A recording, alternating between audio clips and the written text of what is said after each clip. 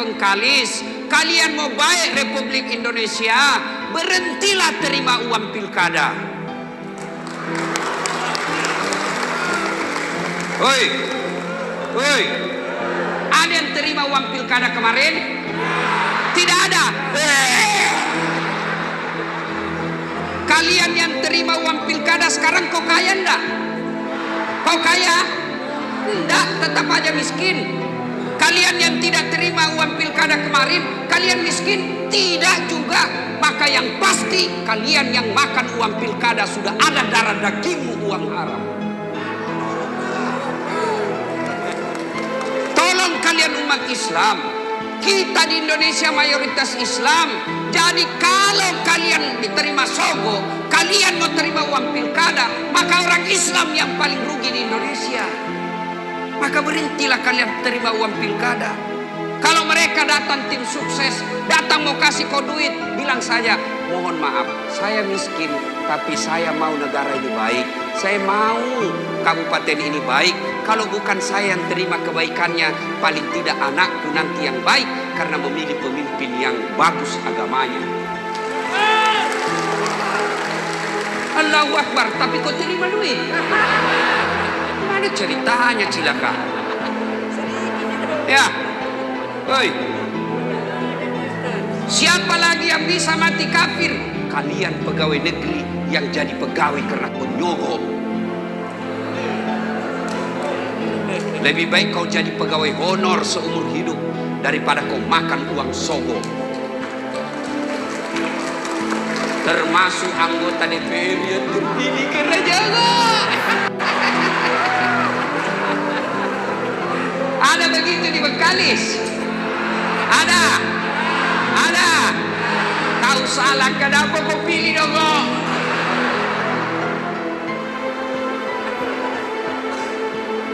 Wa qala idzan bismillahirrahmanirrahim ya ayyuhalladzina amanu dukhulu fis-silmi kaffatan wa la tattabi'u khutuwatis syaitan innahu lakum aduwwum mubin.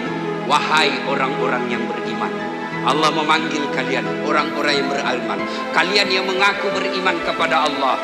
Kata Allah, masuklah engkau ke dalam Islam secara sempurna, Islam secara benar, bukan Islam pencitraan, bukan Islam pilkada, bukan Islam pilpres, bukan Islam pilcaleg.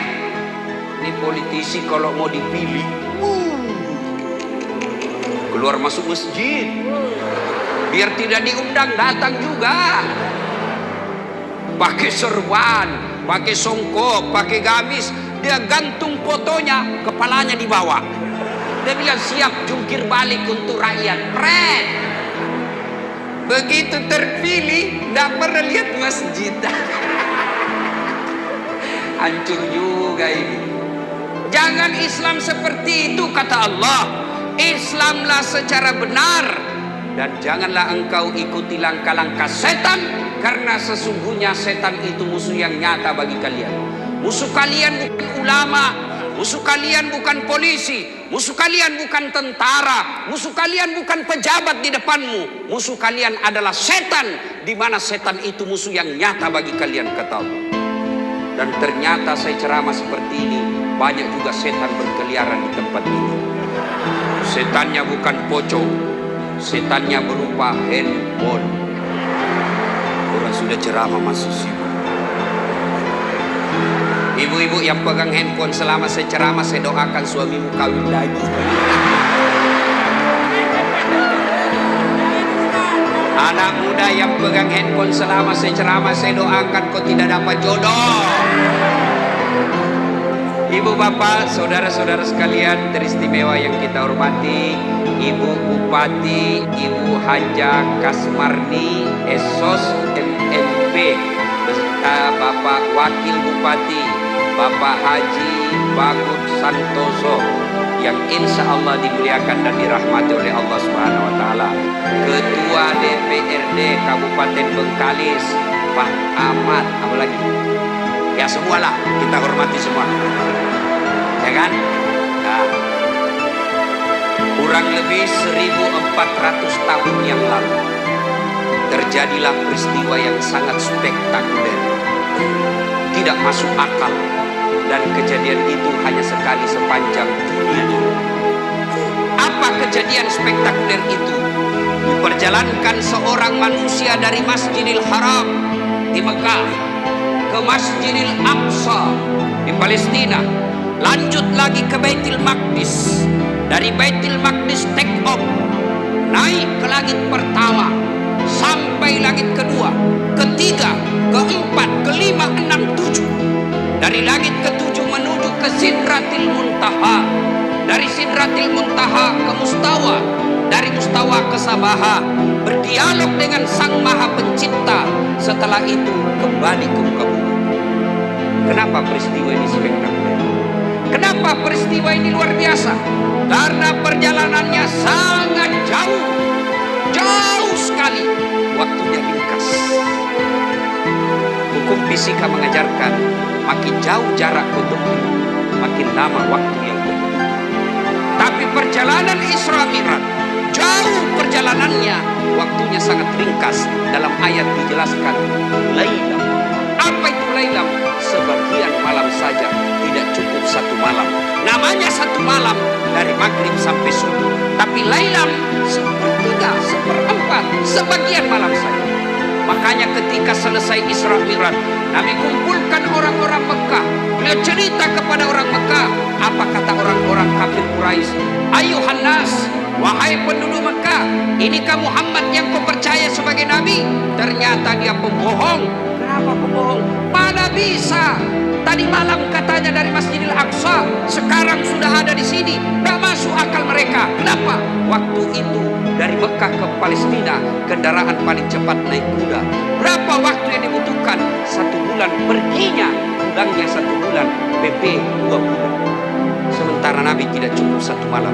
Tidak masuk akal mereka. Ternyata mereka lupa bahwa kejadian Isra Mi'raj itu bukan maunya Muhammad. Kejadian Isra Mi'raj itu bukan kehendak Muhammad, tapi sepenuhnya kehendak Allah. Coba kita simak ayat yang kita dengar tadi.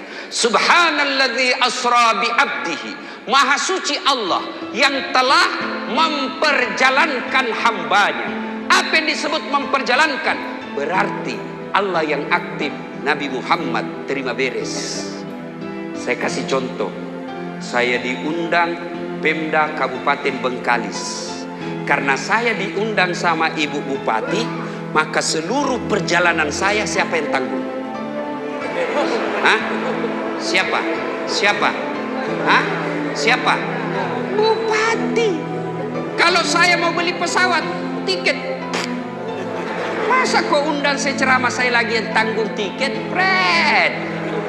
Hah? Mulai dari tiket, PP, transportasi darat, hotel, nginap, makan.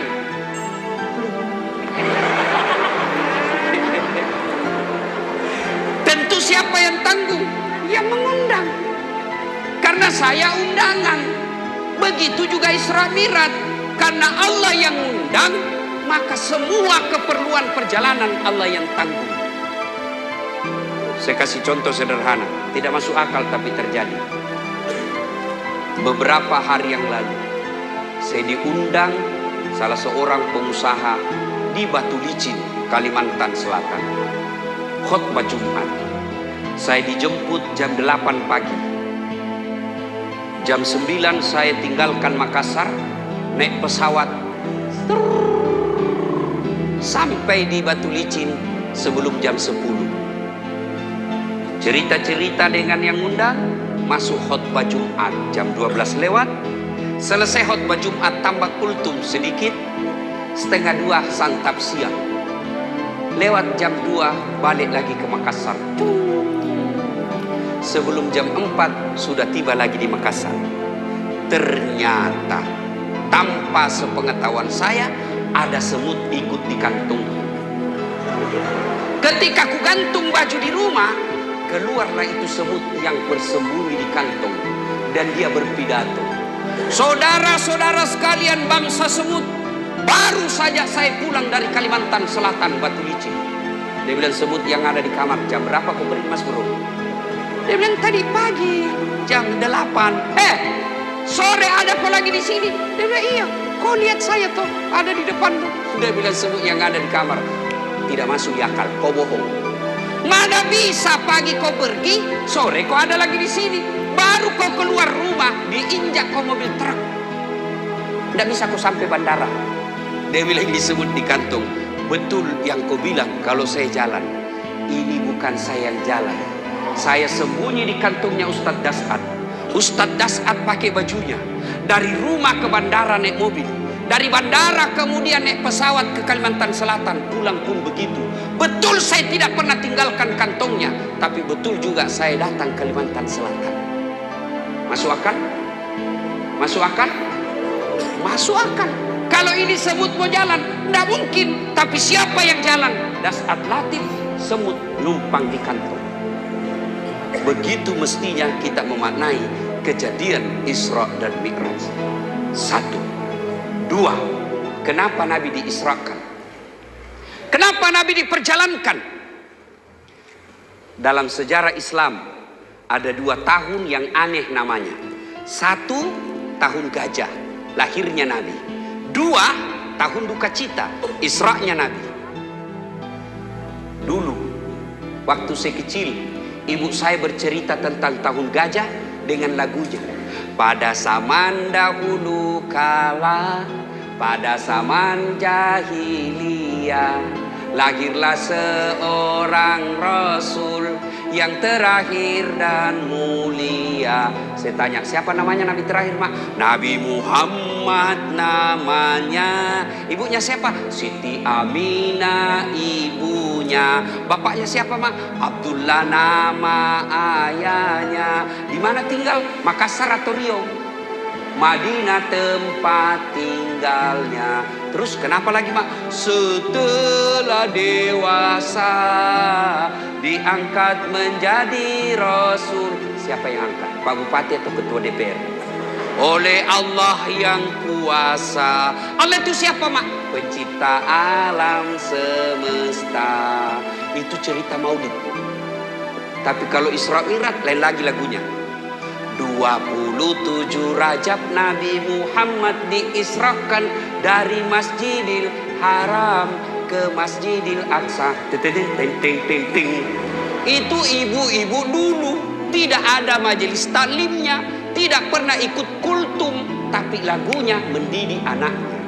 Sekarang ibu-ibu 4 baju seragam majelis taklimnya, 4 kali pengajian 1 bulan. Tapi apa lagunya? Putar ke kiri nona, putarlah ke kanan, beleng-beleng. Kau ketawa lah, kau semua pelakunya. Majelis taklim katanya binaan PKK. Olahraga lah dia di depannya suaminya orang, depan kantor bupati. Apa ibu-ibu dilarang olahraga? Tidak, tapi jangan kau campur-campur dengan suaminya orang. Di depan kantor camat lah, ibu-ibu di depan bajunya sempit, roknya sempit, bapak-bapak di belakang. Ibu-ibu di depan 1, 2, bapak-bapak di belakang 3. Apa ndak hancur?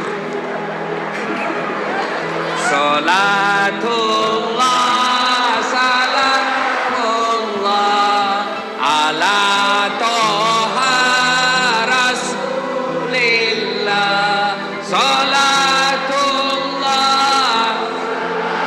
salamullah ala yasin. Mudah-mudahan Bapak Ibu yang ikhlas bersalawat, yang tidak punya anak, Allah bukakan pintu rahim istrinya. Yang banyak utangnya, Allah berikan pertolongan lunas utangnya. Yang hilang minyak gorengnya, segala Allah tertrika. Ibu-ibu tidak usah galau soal minyak goreng. Saya bilang sama istri saya, mamanya cek di rumah, jangan kau pusing soal minyak goreng. Kalau kau mau makan mie goreng, tidak usah kau pergi beli minyak. Beli saja Indomie goreng, ada minyak di dalamnya. Ngapain kau galau? Iya toh? Tahun duka cita, tahun Isra'nya Nabi. Kenapa disebut tahun duka cita? Karena ada 2 orang yang meninggal tahun yang sama, mencintai Nabi, habis hartanya untuk Nabi, mempertaruhkan jiwanya untuk Nabi, meninggal pada tahun yang sama. Siapa yang tahu? Ada adik-adik yang tahu? Saya kasih hadiah. Ada adik-adik yang tahu? Ini. Nah, siapa? Kau. Sini. Nah, sini. Siapa yang meninggal? Hah? Bapakmu aja tidak tahu.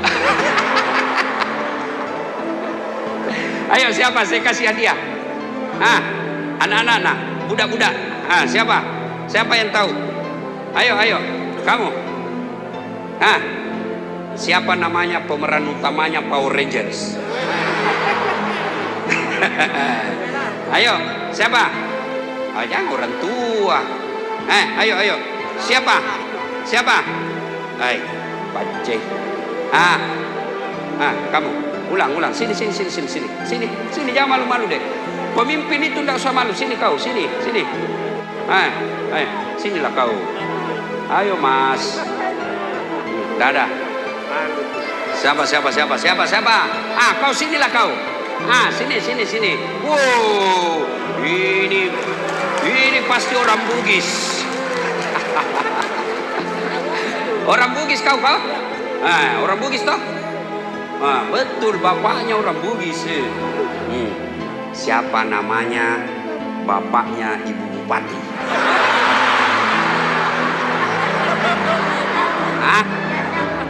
Tidak tahu? Lain kali langsung sebut saja sembarang, karena ini orang belum tentu juga dia tahu. Siapa yang meninggal disebut tahun duka cita saya? Siapa? Satu. Baik. Lupa. Lupa atau memang tidak tahu tadi? Kau tahu tadi tapi lupa sekarang. Ya baiklah, kau modus juga ya. Sudahlah, kau dapat saja hadiah karena kau sudah terlanjur naik. Sudah, kau dululah sana. Tenang, saya banyak hadiah malam ini. 2 orang meninggal. Siapa? Dan istri beliau Khadijah. Berduka Nabi ditinggal istri beliau. Dukanya bukan beraung-raung, tapi sedih ditinggal Khadijah yang habis hartanya untuk membantu dakwahnya Nabi. Sampai Nabi duka dan bersabda, barang siapa seorang istri meninggal dunia lalu suaminya berduka terus mengenang kebaikannya, percayalah itu istri calon penghuni surga. Jadi kalau ibu-ibu Allah takdirkan lebih dulu meninggal, lalu suamimu menangis, kenapa dulu istriku meninggal? Kenapa bukan tetangganya tukang gosip? Ya kan? Semakin saya rasanya separuh jiwaku hilang. Aku tidak bisa lagi melanjutkan hidupku. Inilah istriku meskipun gendut, tapi aku sayang ya Allah.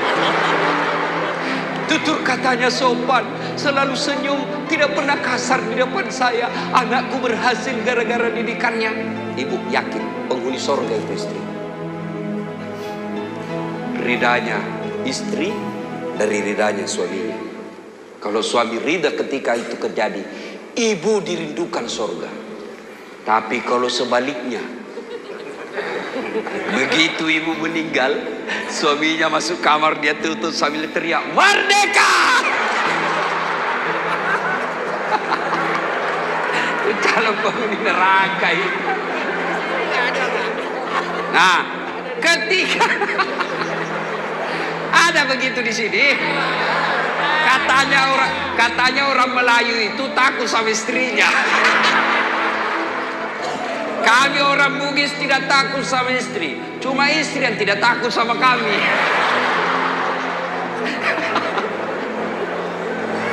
Nah,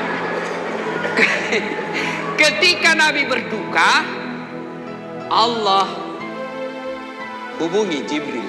Jibril, kau bawa itu Mikail, kau turun ke dunia, jemput kekasihku Muhammad, saya mau hibur dia lagi duka. Kemana hiburannya? Pantai? Bukan. Ancol? Tidak. Malaysia? Banyak COVID. Kemana dibawanya? Ketemu dengan Allah Subhanahu wa ta'ala. Ibu bapak bisa bayangkan, Ibu Bupati besok ngundang Bapak Ibu dengan hormat. Bupati Kabupaten Bengkalis mengundang kepada Ibu Norma Yunita untuk hadir di kantor Bupati menerima penghargaan dan foto-foto bersama Ibu. Itu foto, itu undangan kau kasih lihat sama-sama tetanggamu. Undangan Ibu Wakil Bupati, undangan Bu Bupati, senang kita. Saya diundang Yusuf Kalla waktu jadi Wapres untuk datang ke Istana Wapres. Undangan saya kasih lihat semua sepupuku di kampung. Kau lihatin sepupumu.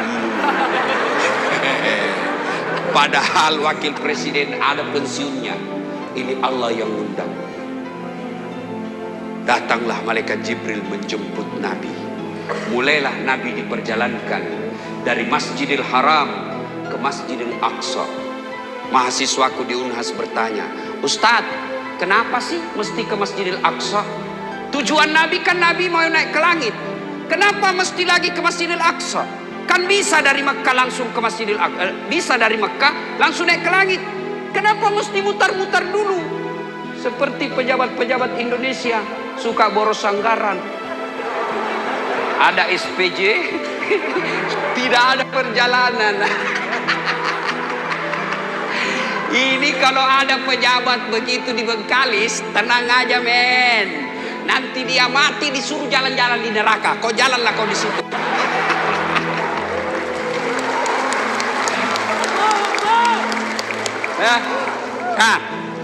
Untuk apa Nabi diperjalankan?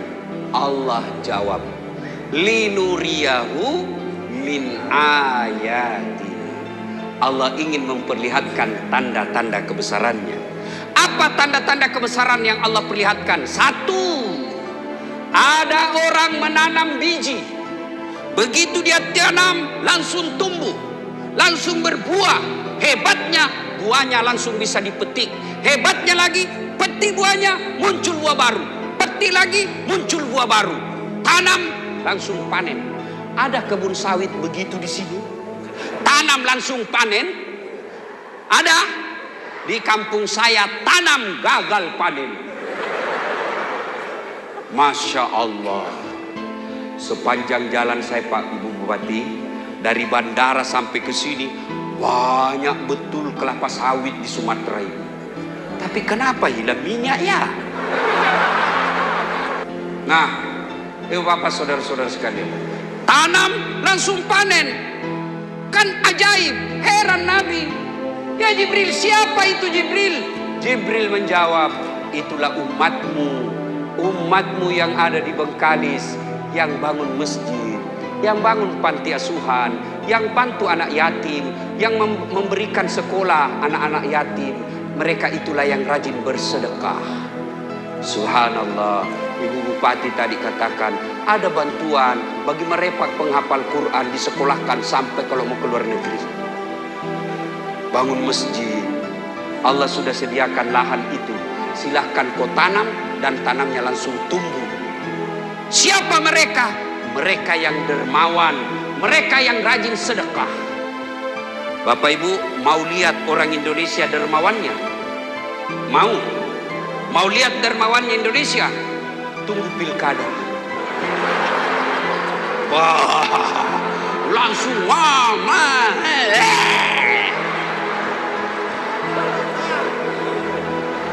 Wane biro. Ayo, saudaraku, sedekah. Ibu-ibu, ada yang sampai sekarang sudah kesana kemari dokter tidak sembuh penyakitmu, sedekah. Coba, ada yang susah menasehati anaknya, sedekahlah. Karena sedekah itu tolak bala. Tolak bala. Ibu-ibu, yang di depan saya mohon maaf. Ibu-ibu yang di depan situ yang banyak emasnya, kalau ibu meninggal nanti siapa yang pakai itu emasmu ibu? Anak, istri kedua, kawin lagi lah. Daripada dipakai istri kedua emasmu, lebih baik kau kasih anak yatim piatu. Terancam kau. Hei. Bu Bupati didengarin istri saya ceramah saya di YouTube. Dia panggil saya, Ustaz.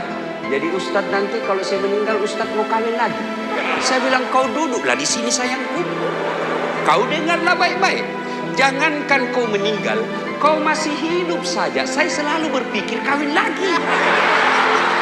Apalagi kalau kau sudah mati.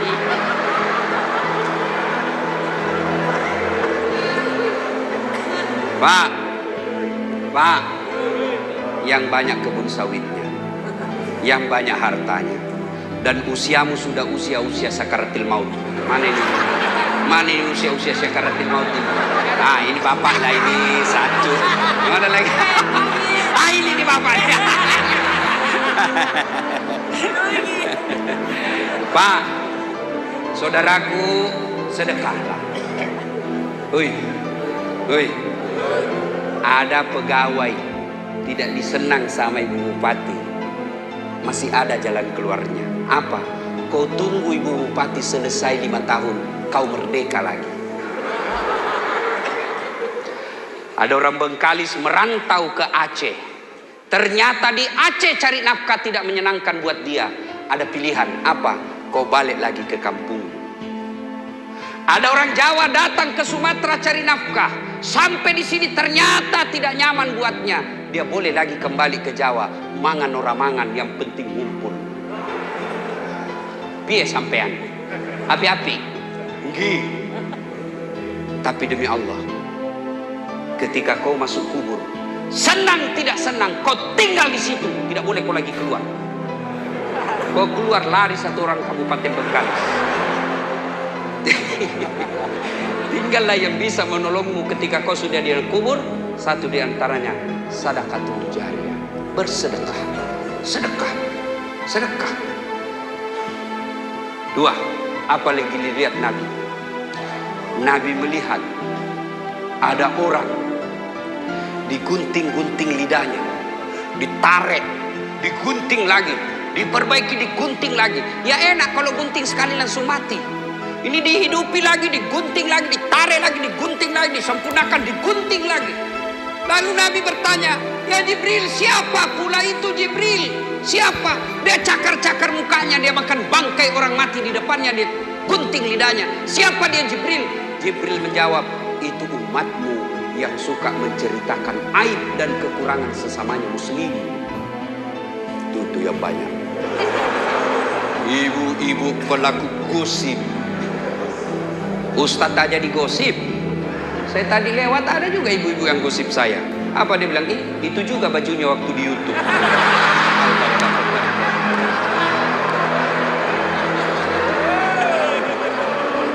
Hei, saudaraku, satu sisi medsos yang jelek, satu sisi medsos yang bisa membuat kalian lidahmu digunting-gunting dan kau cakar-cakar mukamu, kau makan bangkai. Apa itu? Grup WhatsApp yang kau gunakan untuk bergosip. Dulu orang bergosip harus tatap muka. Sekarang orang bergosip, satu di Pekanbaru, satu di Bengkalis, satu di Jambi, satu di Dumai. Mereka bergosip, yang digosip orang yang ada di Jakarta. Melalui apa? Grup WhatsApp. Hati-hati kalian yang suka menyebarkan berita kebencian dan bohong gara-gara kau tidak senang Bu Bupati. Bapak ibu yang punya suami dan punya istri, yang sudah pasangan, oh besar hukumannya. Kalau dalam Islam namanya dirajam. Coba, kalau bapak senang sama perempuan segera balik, sama. Bahkan berhubungan suami istri dalam Islam itu ibadah. Bahkan Al-Quran dengan bahasanya yang sangat cantik. Apa? Istrimu adalah sawah ladangmu. Maka datangi dia, silahkan kau datangi dia dari arah mana saja yang engkau suka.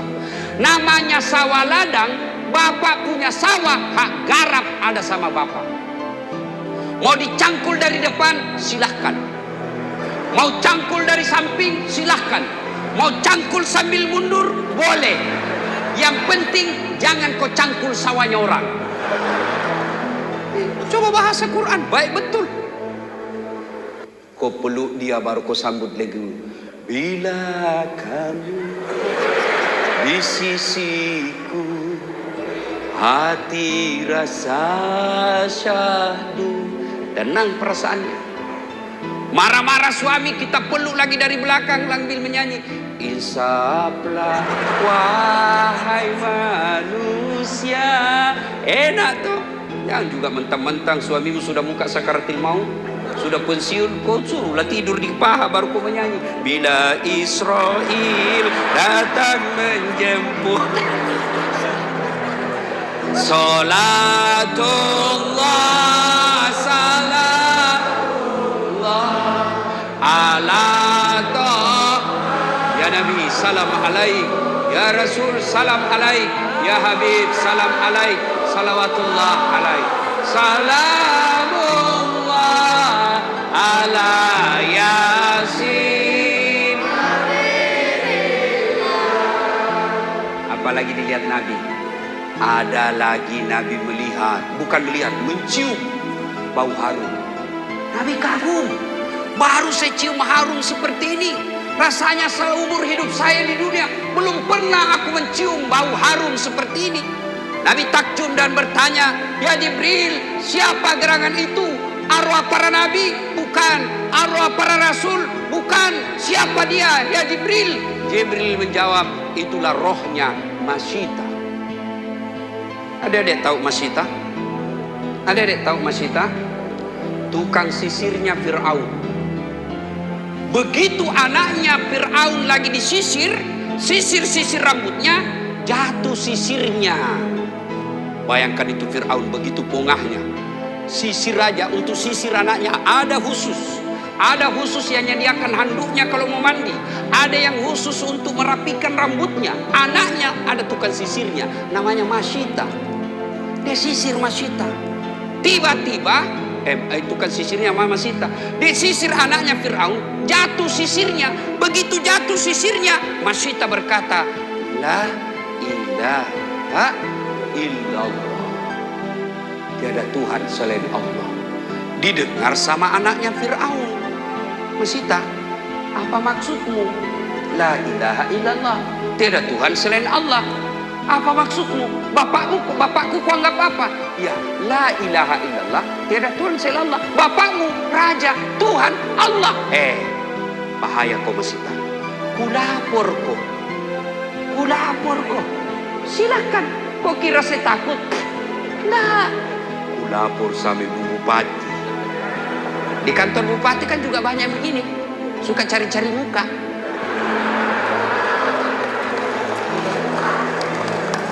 Mau jadi kepala dinas, orang kepala dinas dihasut.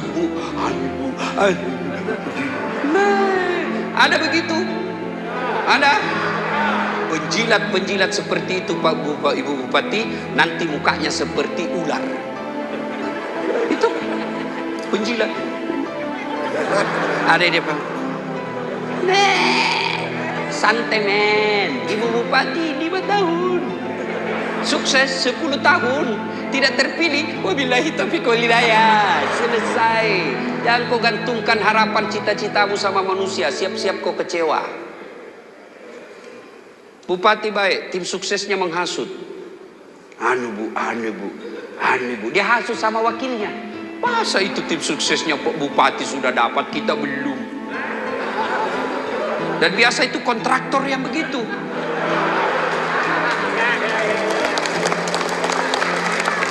Ada kontraktor hadir di sini? Ada? Pernah dengar ceritanya kontraktor di akhirat? Jadi SMS-an lah ini penghuni sorga sama penghuni neraka. Dia bilang, Mas bro, bagaimana kabarmu di sorga? Nyaman. 1 laki-laki 7 bidadari men. Kamu di neraka, udah enak, di blender terus. Tak ada jam istirahat. Kata penghuni neraka, bolehkah kami jalan-jalan ke situ? Dia bilang, boleh aja. Tapi penghuni surga bilang, bagaimana caranya? Kata penghuni neraka, tenang. Penghuni neraka kan kreatif, Pak, cerdas. Gampang. Gimana caranya? Kami bikin jembatan dari neraka, kamu juga bikin jembatan dari surga. Kita ketemu di tengah. Bagaimana? Kau setuju? Setuju. Lelang proyek. Keluar pemenang tender. Waktu pekerjaan 3 hari. Hari pertama proyek dari neraka selesai 50%. Hari kedua selesai 70%. Hari ketiga tuntas, efektif dan efisien. Selesai proyek dari neraka. Ini sudah sampai di tengah. Proyek dari neraka dan lihat. Kenapa itu dari surga tidak goyang-goyang proyeknya? Ya belum mulai-mulai teriaklah ini dari neraka. Mas bro, kami sudah sampai di tengah ini. Kenapa kau belum mulai proyekmu? Apa kata dari surga? Bagaimana mau dimulai? Kontraktor, pengawas, pemborong, panitia ada semua di situ.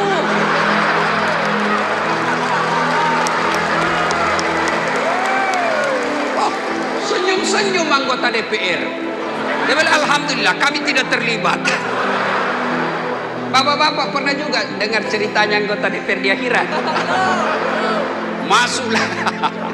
Masuklah surga penghafal Quran. Begitu sampai dalam surga, dilihatnya, kenapa banyak ini anggota dewan? Di surga, di neraka, di negara saya banyak ditangkap gara-gara korupsi. Dia datang protes sama malaikat penjaga surga. Malaikat penjaga surga, kenapa banyak anggota dewan di sini? Kata penjaga surga, sok ribut, ini cuma reses. Dia cuma sebentar lagi dia balik ke tempatnya.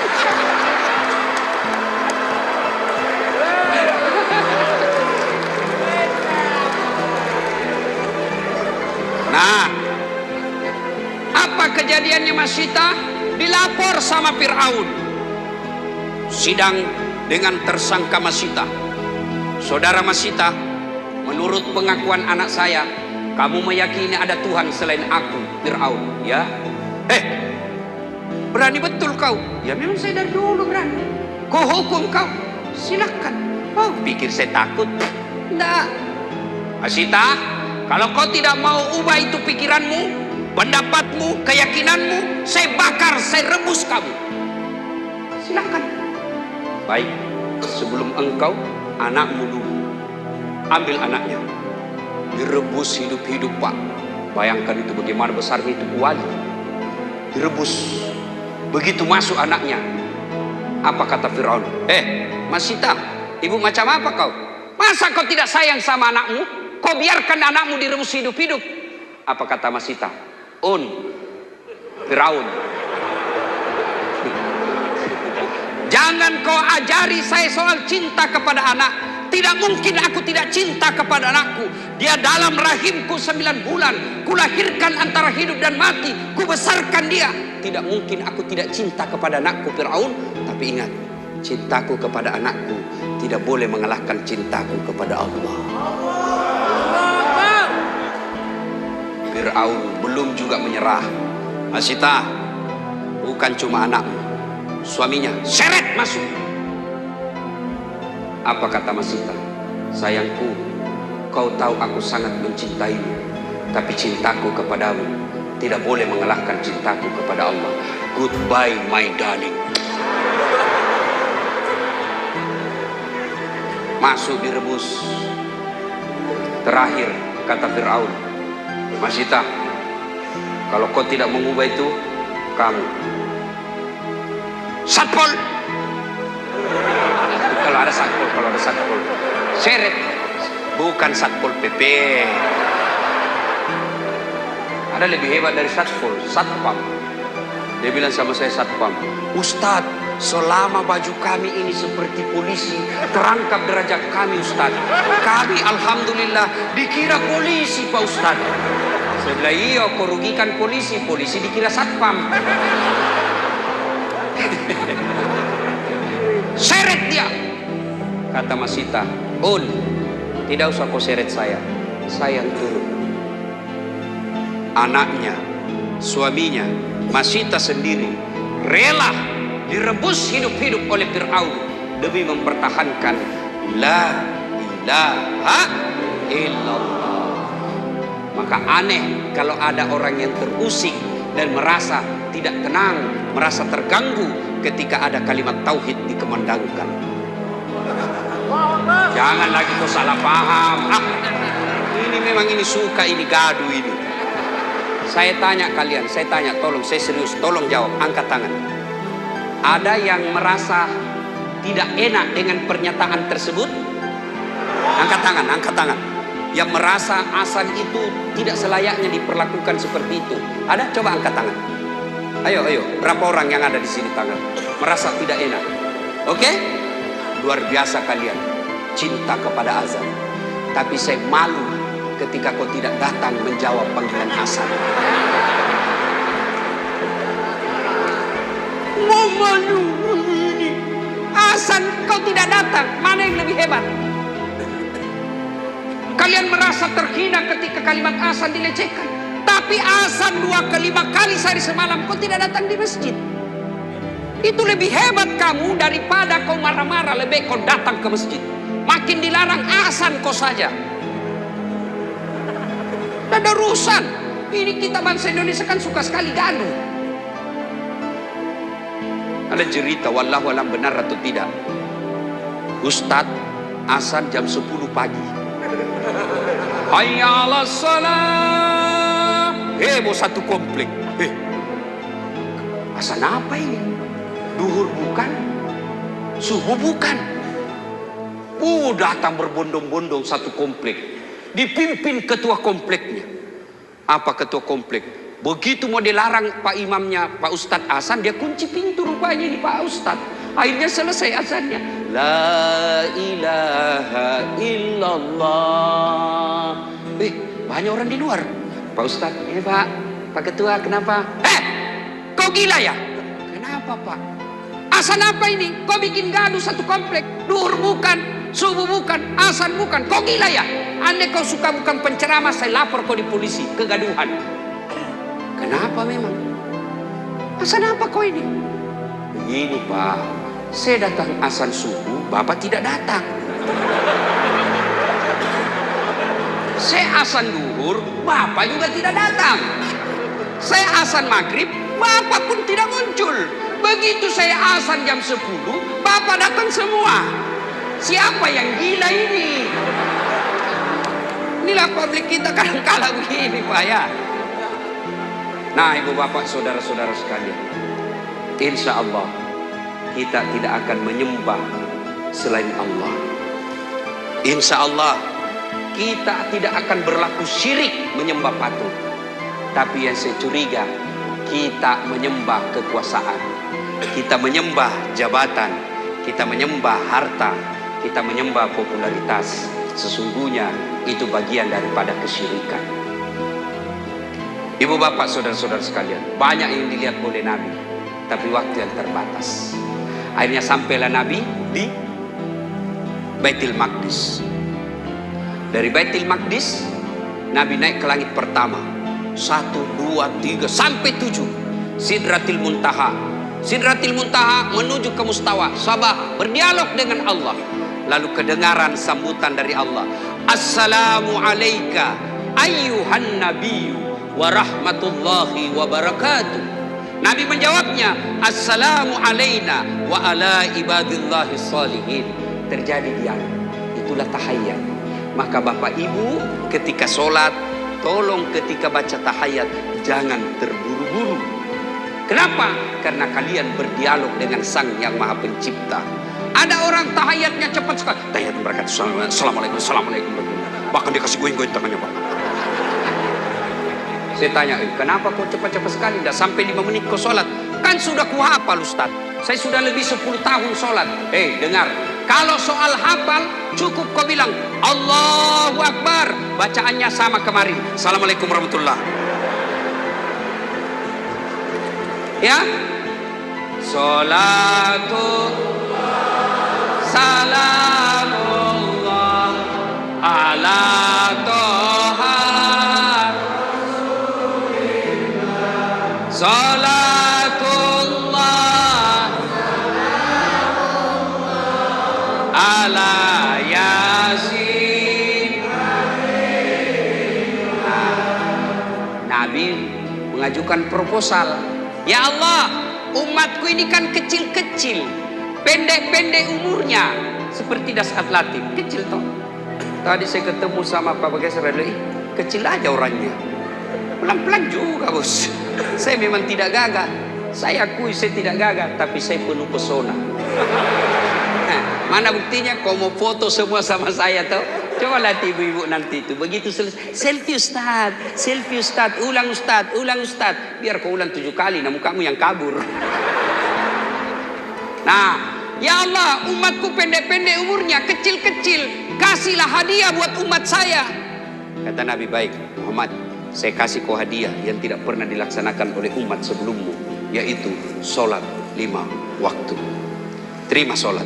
Awalnya 50 kali. Karena Nabi berdialog dengan Musa, kata Musa terlalu banyak, tidak mungkin umatmu bisa, dikurangi 5. Naik lagi, kurang lagi 5. Naik turun, setiap naik kurang 5. Terakhir tinggal 5. Kata Musa, masih banyak mas bro. Kata Nabi, wah, setiap kali saya naik dikurangi 5. Sekarang tinggal 5. Kalau saya naik lagi, tidak ada sudah aku dapat. Dan sudahlah, sebentar kita urus. Ternyata apa yang dikhawatirkan Nabi Musa betul adanya. Sekarang saja tinggal 5, masih ada yang salat Jumat saja sholatnya. Bagaimana seandainya jadi 50? Tidak adalah waktu jadi ketua DPR. Mau pergi kantor, hayya 'alas shalah, sholat dulu deh. Mau pergi lagi kampanye, mari, hayya 'alal falah. Syukur tinggal 5. Saudaraku, berawal dari kisah tadi disebut tahun duka cita. Nabi lagi bersedih, lagi Nabi berduka, lagi Nabi sedih sekali. Apa yang Allah kasih hadiah? Bukan puasa, bukan haji, bukan perintah zakat, tapi Allah beri hadiah apa? Sholat 5 waktu. Berarti saudaraku yang ada masalah dalam hidupmu, perbaiki sholat. Adakah manusia yang tidak ada masalahnya? Nih di depan kita manusia-manusia penuh masalah ini Pak. Benar. Coba, mana ada orang tidak ada masalahnya? Das atlatif. Kau pikir ini Ustadz tidak ada masalahnya? Oh, Bu Bupati, sekarang paling banyak masalah saya apa? Banyak janda-janda yang curhat. Benar Pak, modus mereka. Ustadz, baru suami saya meninggal. Maukah Ustadz? Ya, bagi-bagi doa penenang hati supaya saya bisa tenang. Saya kasihlah doa-doa penenang hati dan bacaan-bacaan Quran.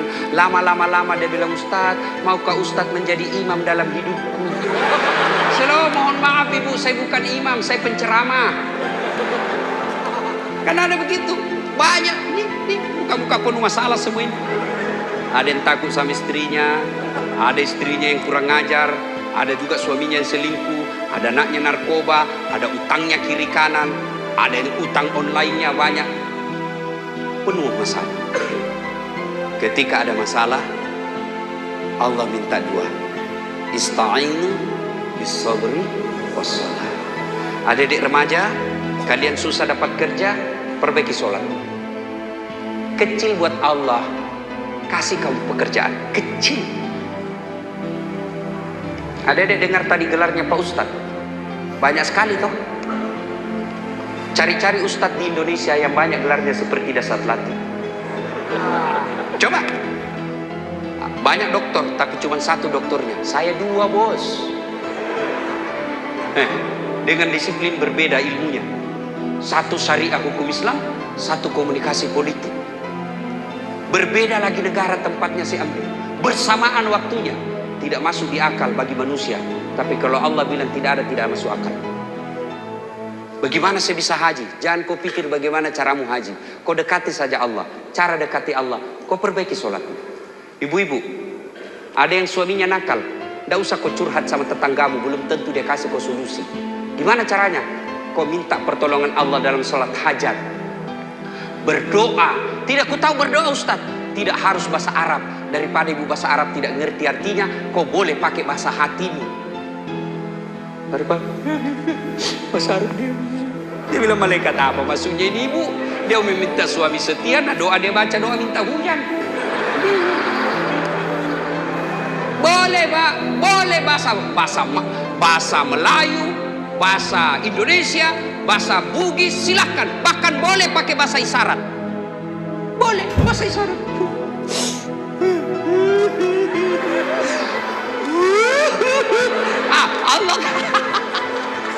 Allah sudah tahu apa keluhanmu. Tapi tidak mungkin kau bisa berdoa, tidak mungkin bisa diterima doamu kalau kau tidak sholat. Ada yang bilang mudah kaya, mudah poya-poya, tua kaya raya, mati masuk surga. Kau kira ada yang bisa urus kau di surga? Tidak pernah sholat mau masuk surga, friend. Tidak penting sholat, yang penting hatimu baik. Siapa ajar kamu? Demi Allah, kalian yang tidak sholat, tidak akan ada keselamatan kau dapat dunia akhirat. Bagus sifatnya Ustaz, tidak ada gunanya. Jujur dia Ustaz, bohong. Tuhannya aja dia tipu. Bapak-bapak mau pilih mantu, lihat sholatnya.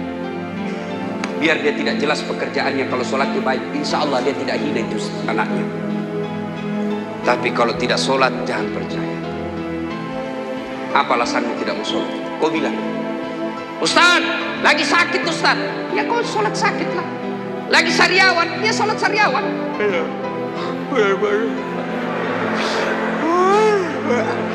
Allah tahu kau lagi sariawan. Ustaz, saya tidak tahu bacaan Ustaz, saya baru tobat kemarin. Wala tayasu min rauhillah. Kau datang berjamaah di masjid, asal salat jamaah. Kalau imam sudah baca, kau diam boleh. Apa lagi? Saya di tengah laut Ustaz. Kau sholat kan di tengah laut, tapi tidak lihat kiblat Ustaz. Ya kau lihatlah di mana matahari terbenam. Oh di sana terbenam. Kau melihat Allahu Akbar. Tapi perahu goyang Ustaz. Ya sudah, tidak usah juga.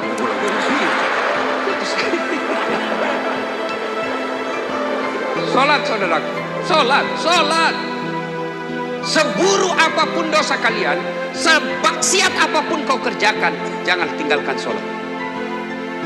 Sholat kecil buat Allah kasih kita pekerjaan. Perbaiki sholat. Jadi kalau selama ini hidupmu susah, tidak usah cari kambing hitam. Lebih baik perhatikan sholat. Saya sudah sholat Ustaz. Betul kau sholat tapi tidak ikhlas. Hayya 'alas shalah. Asar lagi. Barusan kita duhur, aku tidak ikhlas. Saya sholat Ustaz, betul kau tidak ikhlas. Kau sholat tapi main-main. Allahu Akbar. Iyyaka na'budu wa iyyaka nasta'in. Kau ketawa karena kau bayangkan dirimu. Sholat kayak tidak makan. Allah.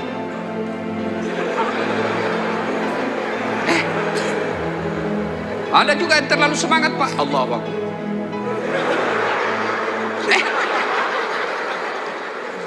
Ada juga sholat sembarang diingat. Allahu Akbar. Tadi uang 500.000. Beli bensin 200. Beli beras 100.000.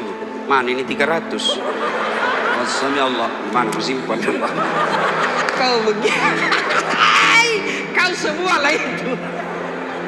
Ya. Apalagi kalau berjamaah. Allahu Akbar. Panjang pula Pak Imam. Sepatu susah parkir, sepatu baru lagi. Sudah hilang, sudah sendal saya. Kita mau ikut, tidak dihafal. Kita mau ruku, Pak Imam belum selesai, terpaksa kita baca sama pengumuman keadaan keuangan masjid. Ya, saudaraku sholat. Ya, mereka yang baik akhlaknya, mereka yang baik puasanya, tapi tidak sholat. Nanti Allah perlihatkan pahalamu. Semua pahala. Ini pahalamu dasar. Mana kuncinya? Tidak ada. Ya sudah. Hapus semua kebaikan. Ketika orang meninggal, buka itu kitab Durratun Nasir. Masuklah kita dalam kubur. Kembali semua pengantar. Coba. Yang pertama Allah periksa di kubur, sholat. Ibu-ibu pernah merasakan mati lampu? Pernah? Gelisah. Bayangkan Bu, mati lampu Pak. Mati lampu, tiba-tiba ada ular masuk di kubur. Ular masuk di rumah, mati lampunya. Tiba-tiba ada ular masuk. Gelisah kan? Padahal rumah kita masih lebar. Masih bisa lompat ke pagar. Masih bisa minta tolong, ada ular. Tapi demi Allah, masuk di kubur. Lebarnya cuma 1 meter, mungkin 30 cm. Panjangnya paling 1 meter 50 cm. Ditindis tanah. Gelap, bukan lagi 1 tahun, selama-lamanya. Lalu datang Asis Suhuja Al-Ukhra. Ular. Ekornya 1, kepalanya tidak bisa dihitung. Dan jenazah berkata, Man anta, siapa kamu? Saya sholatmu yang kau anggap enteng waktu kau hidup. Saudaraku, makna terpenting Isra Mi'raj, sholat. Begitu pengantar pulang, datang malaikat bertanya, Man rabbuka, siapa Tuhanmu? Kalau orang baik sholatnya, sholat berkata, kau mundur dasar. Waktu kau hidup kau pelihara saya, sekarang saya jaga kamu. Begitu kata sholat. Man rabbuka, siapa Tuhanmu? Sholat menjawab, Allahu Akbar. Man nabiyuka? Siapa nabimu? Salatnya jawab, asyhadu an la ilaha illallah wa asyhadu anna muhammadar rasulullah. Itu kalau baik salatnya. Kalau tidak baik salatnya, salat ustaz tapi hari Jumat, itu pun paling terlambat datang, paling cepat pulang. Orang khutbah dia tidur. Datang malaikat, dia bilang, malaikat sudah lama kutunggu kau.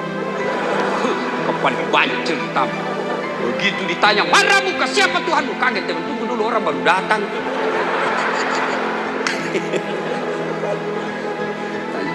Mana muka siapa Tuhanmu? Kaget, langsung dia bilang, ketuhanan yang Maha Esa. Langsung disemes. Ibu bapak saudara-saudara sekalian, tidak usah banyak kita ingat cerita Isra Mi'raj kali ini. Perbaiki sholat saudaraku, perbaiki sholat.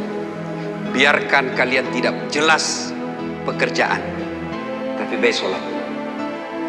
Biarkan tetanggamu menghinamu, tapi kau punya sholat yang baik. Tapi yakin, tidak mungkin Allah hinakan orang yang baik sholatnya.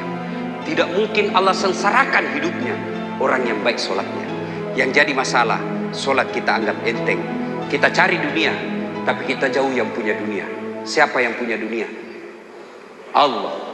Saya datang ke Bengkalis. Bu Bupati, saya ada di Bengkalis. Boleh pinjam mobilnya? Boleh Ustaz. Datang, ajudan bawa. Kenapa? Saya kenal baik dengan Ibu Bupati. Ada dari Sulawesi, tidak pernah ketemu Ibu Bupati, tidak pernah kenalan, tidak pernah dilihat, tidak pernah dengar nama. Pak Bu, Ibu Bupati, saya ada di Bengkalis. Bisa pinjam mobilnya? Siapa ditelepon Ibu Bupati? Ajudan? Bukan. Siapa? Kapolres. Tangkap dia. Itu kan tipu. Begitu juga kalian tidak pernah sholat. Tiba-tiba sakit, kena COVID. Berdoa, ya Allah sembuhkan penyakitku ya Allah. Saya sudah capek sakit begini. Allah berfirman, karena dia sudah capek sekali cabut nyawanya. Perbaiki sholat kalian. Saudaraku, awal cerita tadi, tidak masuk akal Nabi bisa jalan. Apa hadiahnya? Sholat. Orang yang baik sholatnya, tidak ada istilah tidak masuk akal di sisi Allah. Maka kalau Anda mau baik hidup, yang menurut perkiraan tidak masuk akal tapi bisa Anda lakukan, perbaikilah sholat. Ibu bapak saudara-saudara sekalian, inilah tausiah kita pada taklim kita kali ini. Mudah-mudahan ada manfaat. Terima kasih Ibu Bupati yang mengundang saya datang ke tempat ini. Meskipun untuk datang ke sini Pak sangat, belum. Tunggu dulu bos, jaga sedikit perasaanku. Ya, jauh Pak saya datang untuk dari Makassar ya. Luar biasa perjuangan untuk sampai di sini. Kenapa? Karena kita cinta saudara kita sesama muslim. Saya merasa datang ke sini bukan orang Bugis yang datang di teman-teman Melayu. Bukan saya datang dari Sulawesi ketemu orang-orang Bengkalis, tapi saya datang kepada sesama umat Muhammad sallallahu alaihi wasallam. Demikian, mudah-mudahan ada manfaat. Kita simpulkan, as-shalah miftahul jannah. Salat kuncinya surga. As-shalah imanuddin, salat tiangnya agama. As-salatu miftahul khair, salat itu kunci kebaikan. Tidak ada salatmu, tidak ada kunci kebaikanmu. Tidak ada salatmu, tidak ada tiang agamamu. Tidak ada salatmu, tidak ada kunci kebaikanmu.